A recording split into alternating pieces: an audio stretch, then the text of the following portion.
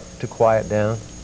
In the afternoon. Then we will have what we call the aftermath. We will have to look around and see what the damage is. As you heard before, they're not going to let a lot of people back into buildings that have been damaged in any way until they're sure those buildings are safe. There's a lot of things to be done. There's wires are down. And you're going to find that if you just step out of the house, it's not impossible to step on a live wire. So you're going to have to stay in even after the storm passes until things clear up a little bit. You mentioned live wire. Let's once again show you the number for Florida Power and Light, 442-8770 for down power lines. We understand that several power lines throughout Dade County have been spotted down, and we also understand that there are scattered power outages in Broward County. Again, the number to call, 442-8770. And again, be patient, because certainly a lot of people are using the phones, calling loved ones, letting them know how they are. Some of the circuits are busy, and I'm sure FP&L is also busy trying to take the onslaught of people calling them throughout this storm. As you said before, it might take as much as a week before they can restore the power. So there's no sense being impatient about the whole thing. And we are efforting once again to get Dr. Bob Sheets to join us. And he will be joining us from the National Hurricane Center. Yes, we're going to, since this moving pretty rapidly and getting closer and closer to the coast, I think perhaps he can give us a little bit of an insight, in fact, more of an insight of what we can expect to happen now. Dr. Sheets, how are you? Hi. Listen, I would like really to get a good view of what we can expect now. It's only 60 miles off. What's happening right now, and what can folks expect? Well, the storm is moving ashore here. I was just looking at our wind instruments here on the roof. Right now we're getting a little over 40 knot winds there, so that's about 50 miles per hour in wind speeds. I just had the reconnaissance aircraft information handed to me. The pressure about 936. That's a little less than it was before. Sustained winds probably 130, 135, maybe slightly stronger than that. We've been getting some calls from You're watching WFLA TV, News Watch 8, Channel 8 in Tampa. We're carrying live the WTVJ coverage from Miami. And of course, Dr. Sheets is talking to us now. There's a rain band there. Here's one that's coming across. And so, when those rain bands come across the areas, they'll bring those strong winds to the surface. We were marking here just a moment ago, we're not seeing as many of those rain bands as I would expect. They don't seem to be as strong in this hurricane as I would expect, and that would be good, because that does not bring the stronger winds to the surface.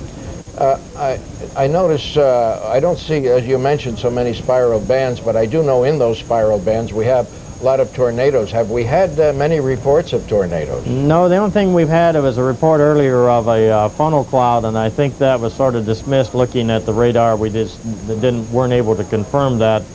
If we get some tornadoes here, the most likely they would occur in these outer parts of the hurricane, and they would also not be the variety that most people are familiar with in the Midwest. Bob, we talk so much about the eye and when that's going to hit landfall. When can we expect to feel some of these sustained winds that exceed 100 miles per hour? Well, that'll be in the eye wall region right here. You see this zone right here, the eye wall region. That's when you'll get those strongest winds, and when we're going to expect that is probably about 6 a.m. this morning, going through about 8 a.m. or so.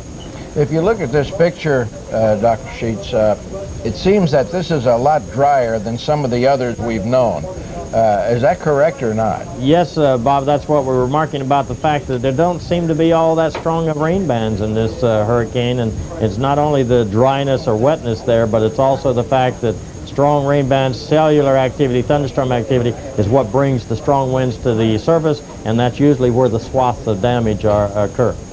Now, what can we expect now as far as being in the storm? How long do you think we will be in it, and when do you think we will be out of it? We are now in the storm in the sense that the fringe area is moving across here with the 40 mile per hour wind sustained, and occasionally gusts up there about 50 now. Now, as far as hurricane force winds, I thought we were going to have those right now, but these rain bands are not persisting there. Now, when we're going to get out of that, probably about midday tomorrow. Is this continuing to weaken right now? Again, we talked about this before. it doesn't, it keeps, every time we look at it, it doesn't look as healthy as it did a few minutes ago. Is that pretty much the same right now? No, it's holding pretty good there. In fact, the last reconnaissance report I just had handed to me a moment ago, the pressure had actually gone down again. It was 936 as compared to 941 on the previous one, and they also had 132 knot winds. That's about 150 mile per hour winds. I believe it was on the north or east side there as they went through the center of the storm. So those winds are still there. We have a couple of radars that we're looking at. One that's over my shoulder. We have the new Doppler radar out of Melbourne, and the eye is well defined, and that's a long way away from where that radar is located. Who's in trouble once this gets across the state of Florida? Then southwest Florida, that's the Naples area, Marco Island area, Sanibel. Those areas need to certainly be nearing completion in any preparation activities that they're going to do. And then out into the Middle Gulf and certainly possibility in the Louisiana, Texas area. Okay, Dr. Bob Sheets, thank you so much for joining us from the National Hurricane Center. We'll get back with you a little bit later. Bob, we just got a call from Mark Ravenscraft at the Red Cross, and the Red Cross is appealing for people with food, if it's at all possible, to get the food to the North Miami Beach Senior High School shelter. However, we emphasize here that in no way do we want anyone, or certainly the Red Cross doesn't want anyone, to endanger themselves at all.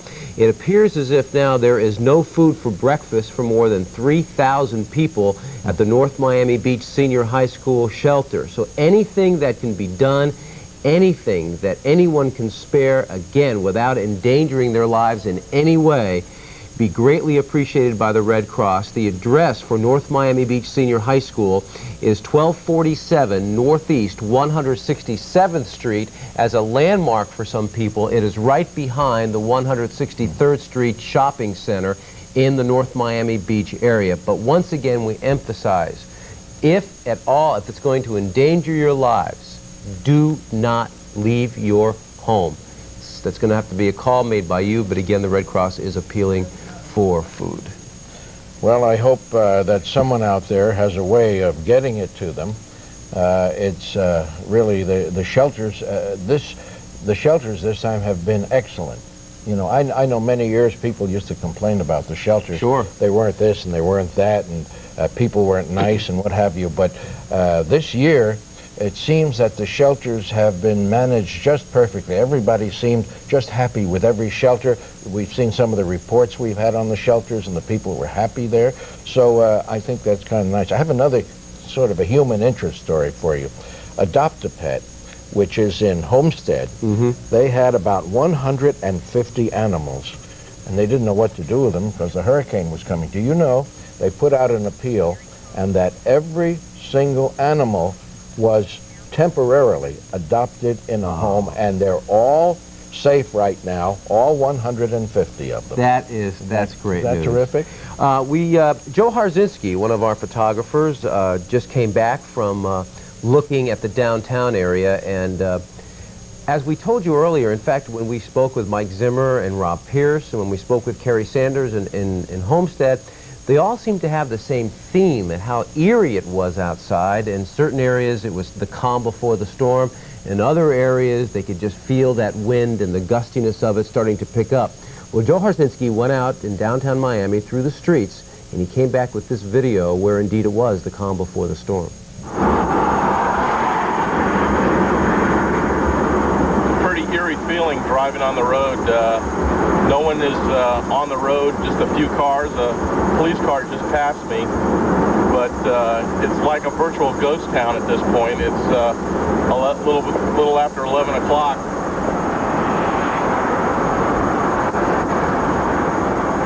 The seafood restaurant's ready for Andrew. A lot of businesses are ready. They got the wood on the windows, and they're waiting it out.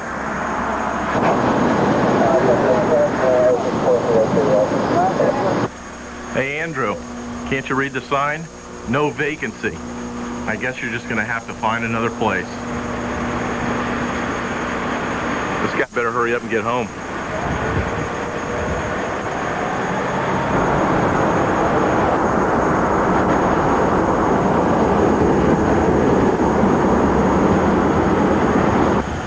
no U-turn, Andrew, but in this case, I think they might take exception.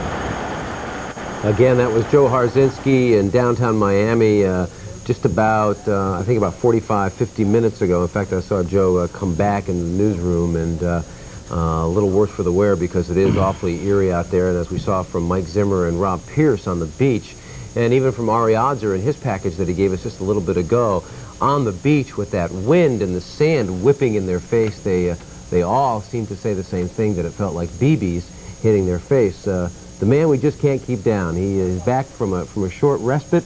Brian Norcross, how you feeling? I'm feeling fine.